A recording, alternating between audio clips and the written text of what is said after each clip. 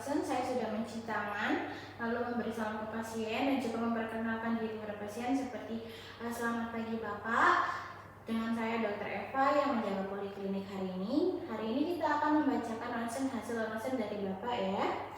Juga menjelaskan tujuan pembacaan ronsen untuk menegakkan diagnosis agar tidak salah diagnosis. Lalu saya juga sudah meletakkan foto polosnya pada kotak lampu baca radiologi dengan benar dan melakukan pembacaan foto ronsen. Pada hasil foto ronsen harus memeriksa identitas pasien dan label posisi seperti ada nama, usia pasien, jenis kelamin, lalu jenis foto ronsen dan juga tabel pemeriksaan, tanggal dilakukannya foto ronsen, dan juga jangan lupa ada marker L atau R untuk menunjukkan posisinya agar tidak salah posisi. Oke, untuk di sini proyeksinya PA bisa dilihat ada gelembung udara dan gelembung udara. Lalu yang kedua adalah memastikan kualitas dari gambar cukup atau tidak, pencahayaannya sudah adekuat ya. Tidak ada artefak yang dapat mengganggu saat pembacaan. Penetrasi cahayanya juga sinar X-nya cukup. Kalau misalnya terlalu kurang atau justru berlebih, kalau terlalu tembus gambarnya jadi terlalu gelap, dan kalau kurang tembus gambarnya akan terlalu putih dan tidak bisa dibaca lagi. Untuk rotasinya ini penting untuk memastikan posisi pasien simetris, bisa kita lihat. Jadi ini ada proses spinosus, kita lihat jarak antara klavikulanya dan juga proses spinosusnya simetris, nggak ada yang lebih panjang atau lebih kecil. Untuk inspirasinya juga baik, normalnya saat inspirasi cukup akan tampak sekitar 10 tulang rusuk posterior atau iga posterior, dan juga untuk bagian anterior biasanya minimalnya itu terlihat 6 iga. Terus diafragma, kalau paru belum cukup mengembang, hasilnya bisa menipu seolah-olah ada bayangan infiltrat, padahal cuma karena pasien kurang menarik nafas atau inspirasinya kurang maksimal. Selanjutnya adalah magnifikasinya. Kalau pasien terlalu dekat atau terlalu jauh dari film, ukuran jantungnya bisa tampak berbeda, bisa tampak lebih besar ataupun lebih kecil.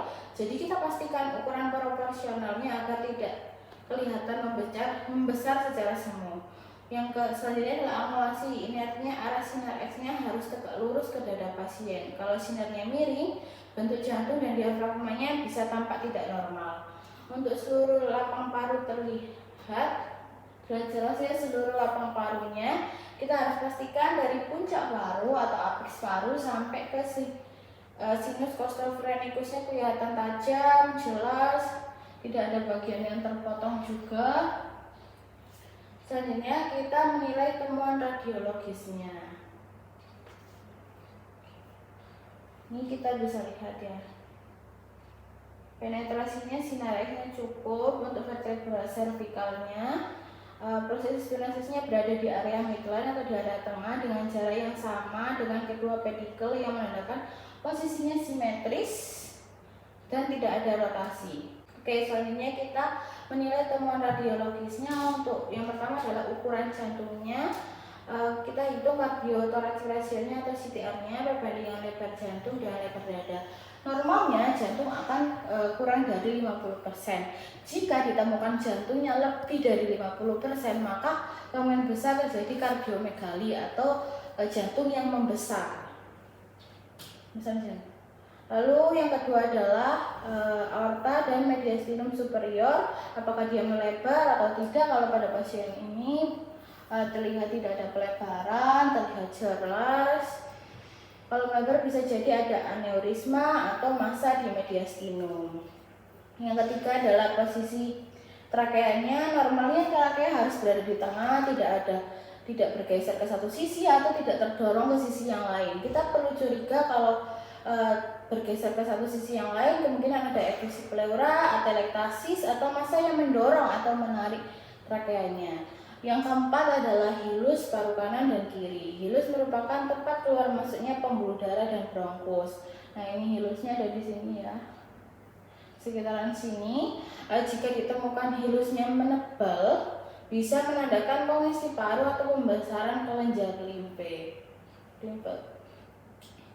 Selanjutnya yang kelima adalah corakan vaskular paru. Kita lihat apakah corakan pembuluh darahnya normal, meningkat atau menurun. Kalau meningkat bisa karena edema paru, kalau menurun bisa karena emfisema.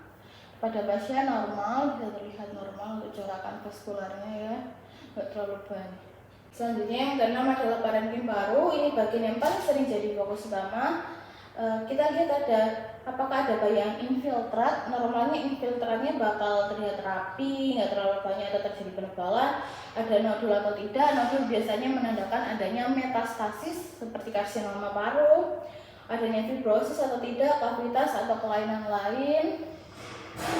Lalu bisa juga karena ada cairan seperti pada effusi pleura. Lalu yang ketujuh adalah lengkung diafragmanya. Kita bisa lihat lengkungnya ini Nicostophrenikus atau sinus phrenikus. Sinus fosofrenikusnya halus terlihat tajam. Kalau tumpul biasanya karena ada effusi pleura, yaitu cairan di rongga pleura. Untuk lengkung diafragmanya normalnya bakal berbentuk seperti kuba ini, dan sisi kanannya akan terlihat lebih tinggi karena ada hepar atau hati di bagian bawahnya. Normalnya memang sisi kirinya memang lebih rendah karena tidak ada hati. Kalau tambah tinggi sekali bisa karena atelektasi, sedangkan kalau datar bisa karena hiperinflasi seperti pada PPOK. Lalu yang ke-8 tadi kan sinus fosofrenikusnya, bagian ini harus terlihat tajam. Kalau tidak tajam bisa diindikasikan sebagai effusi pleura atau cairan di rongga pleura.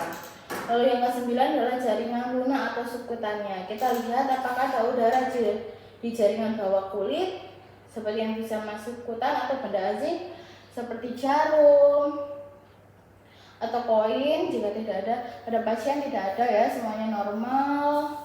Lalu tulang-tulangnya kita periksa juga, tulang iga, klavikulanya dan juga skapulanya. Biasanya memang tidak terlihat, biasanya terlihat kalau proyeksinya AP. Pasti juga dipastikan tidak ada fraktur atau kelainan bentuk pada pasien atau pada bapak ini. Tidak ditemukan fraktur atau patahan pada tulang-tulangnya. Kalau semua terlihat normal, kita bisa simpulkan seperti foto toraks PA menunjukkan paru-paru dan jantung dalam batas normal, tidak ada tampak infiltrat, effusi maupun fraktur pada tulang-tulangnya. Jadi oke, baik. Sekian dari pembacaan ronsen kali ini. Apakah ada yang ditanyakan, Bapak? Jika kurang bisa nanti saya jelaskan ulang lagi. Jika tidak ada, baik, terima kasih Bapak. Selamat siang, jaga kesehatan selalu, salam sehat.